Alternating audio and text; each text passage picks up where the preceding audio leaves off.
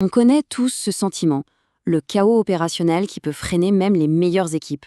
Et si, en fait, il existait une méthode simple pour remettre de l'ordre? C'est ce qu'on va voir ensemble. Ah, voilà le premier signal d'alarme qui ne trompe pas.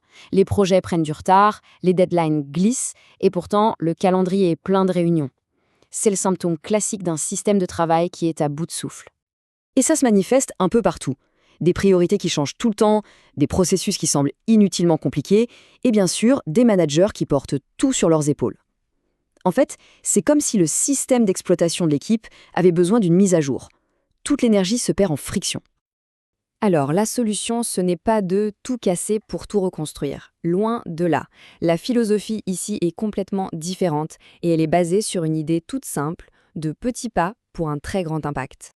Et voilà, ça c'est le point crucial. On ne parle pas d'une de ces transformations Big Bang qui fait peur à tout le monde. L'idée, c'est plutôt de réparer le moteur de l'intérieur, en douceur, sans jamais perturber le travail quotidien. D'un côté, on a l'approche traditionnelle, souvent lourde, rigide, un peu taille unique. Et de l'autre, on propose une méthode légère qui s'adapte à votre contexte et qui s'intègre en douceur. On cherche des résultats concrets et rapides basés sur des preuves. Le contraste est assez net. Bon alors, concrètement, comment on passe de ce chaos à la clarté? Eh bien la réponse tient en 4 étapes très logiques. La logique est vraiment simple. D'abord, on évalue rapidement pour voir où ça coince. Ensuite, on teste une solution avec une seule équipe, on mesure, et si ça marche, hop, on étend aux autres. C'est une approche progressive qui minimise les risques et qui permet à tout le monde d'adhérer.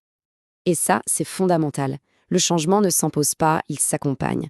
En coachant les managers, en les aidant à ancrer de nouvelles habitudes, on s'assure que l'amélioration est vraiment durable, qu'elle va rester.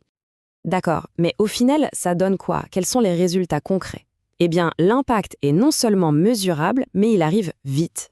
Les chiffres parlent d'eux-mêmes. On parle de projets livrés beaucoup plus vite, d'une productivité qui augmente significativement et de moins de temps passé en réunion. C'est vraiment la qualité du travail au quotidien qui se transforme. Et tout ça, c'est visible en quelques semaines à peine. Au bout de 30 jours, on a déjà plus de clarté. Au bout de 90 jours, le nouveau système est non seulement stable, mais il commence déjà à s'étendre à d'autres équipes. Donc la vraie question à se poser, ce n'est pas ce qui pourrait changer dans un an, mais plutôt qu'est-ce qui pourrait déjà être différent dès la semaine prochaine. Pensez-y. Des priorités enfin claires pour tout le monde, des décisions plus rapides, des réunions plus courtes et des équipes plus sereines. Voilà les gains immédiats qui sont à portée de main. La question n'est donc pas de savoir si le changement est possible, mais plutôt à quelle vitesse on veut retrouver le contrôle et la fluidité.